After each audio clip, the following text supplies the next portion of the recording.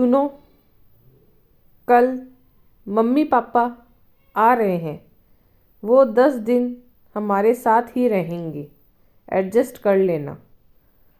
अब की बार शिकायत का कोई मौका नहीं मिलेगा। रात काफ़ी हो चुकी थी। स्वाति ने लाइट बंद कर दी और दोनों सो गए। सुबह जब मयंक की आंख खुली तो स्वाति बिस्तर पर नहीं थी। वो इधर उधर देख ही रहा था कि इतनी देर में स्वाति ने गर्मा गर्म चाय की प्याली मयंक के आगे कर दी और कहा, चाय ले लो। हाँ, तुमने रात को बताया था कि आज मम्मी पापा आने वाले हैं, तो सोचा घर की थोड़ी साफ सफाई कर लूँ। स्वाति ने चाय की चुस्की लेते हुए कहा, वैसे किस वक्त आ जाएंगे मम्मी पापा? स्वाति ने कहा। मयंक बोला, दोपहर वाली गाड़ी से पहुंचेंगे, 4 तो बज ही जाएंगे। स्वाति देखना कहीं पिछली बार की तरह ना हो। मयंक बात पूरी करता उससे पहले ही स्वाति बोली, नहीं नहीं, पिछली बार जैसा कुछ भी नहीं होगा, और उठकर रसोई की तरफ बढ़ गई। मयंक भी नहाने के लिए बाथरूम की तरफ बढ़ गया।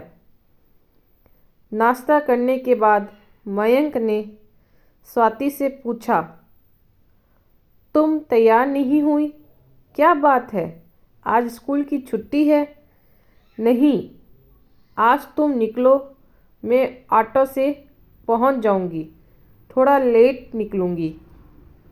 स्वाति ने लंच बॉक्स थमाते हुए मयंक को कहा।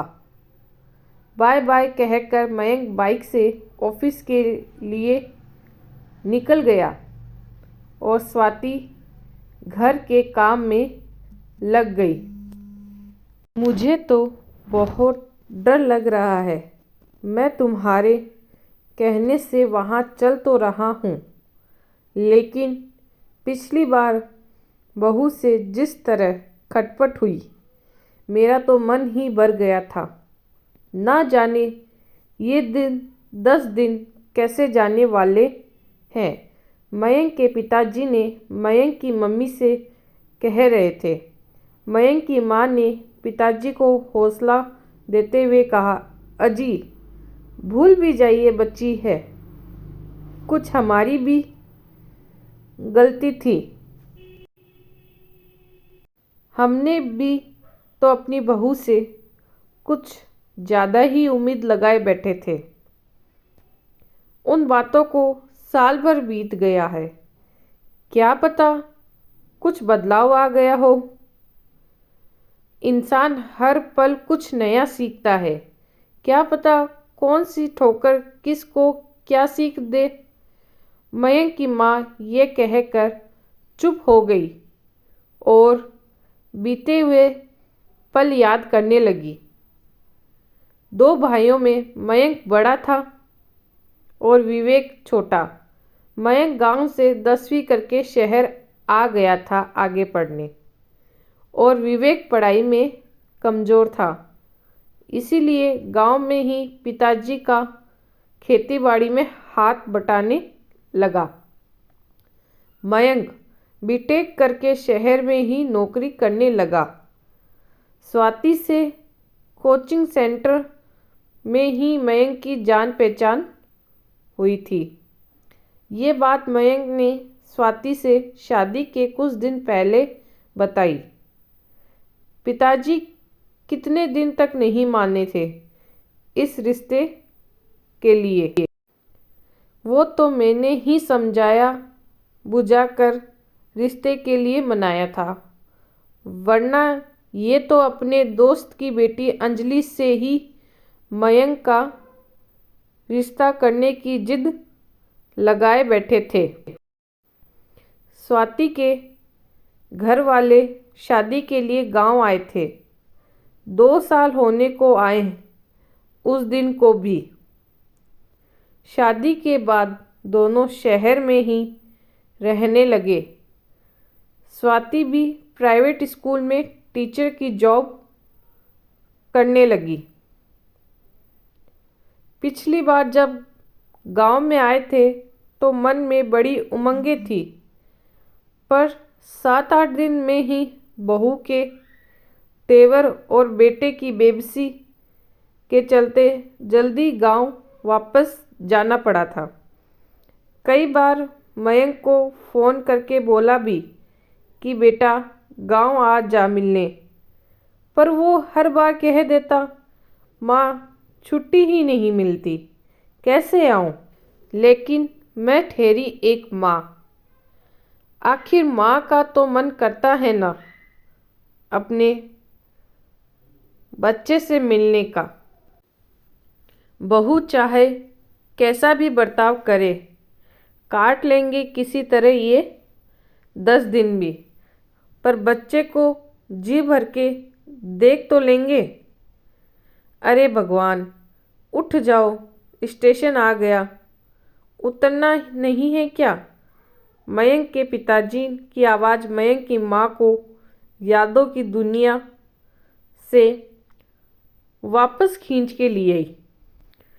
सामान उठाकर हम स्टेशन से बाहर आ गए और ऑटो में बैठकर घर के लिए रवाना हो गए। घर पहुँचे तो बहू घर पर ही थी। बहू ने हम दोनों को के पैर छुए, फिर हमें ड्राइंग रूम में बिठाकर हमारे लिए ठंडा ठंडा शरबत लाई। हम लोगों ने जैसे ही शरबत ख़त्म किया, बहू बोली, आप दोनों सफ़र से आए हैं, थक गए होंगे, नहा लीजिए, सफ़र की थकान उतर जाएगी, फिर मैं आपके लिए खाना लगा देती हूँ। इतना कहकर बहू जो है खाने की तैयारी में लग गई। थोड़ी देर में मयंक भी आ गया। अब हम सब ने कुछ देर बातें की।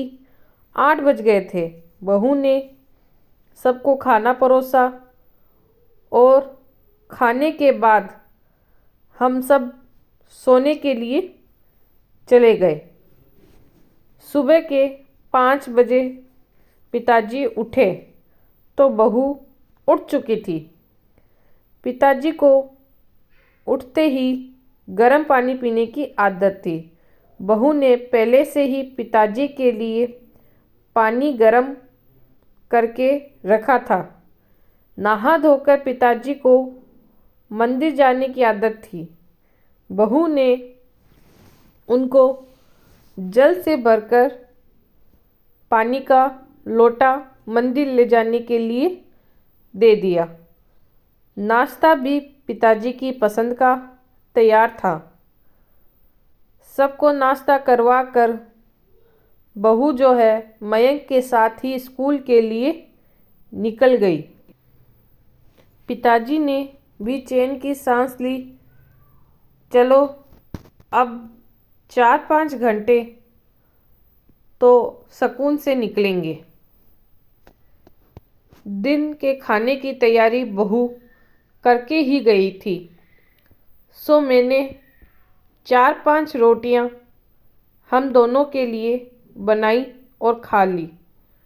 स्कूल से आते ही बहू फिर से रसोई में घुस गई और हम दोनों के लिए चाय बना कर लाई। शाम में बहू हम दोनों को पास वाले पार्क में ले गई।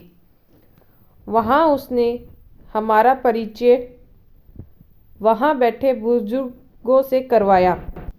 वो अपनी सहेलियों से बातें करने लग गई और हम अपने नए परिचितों से परिचय में व्यस्त हो गए।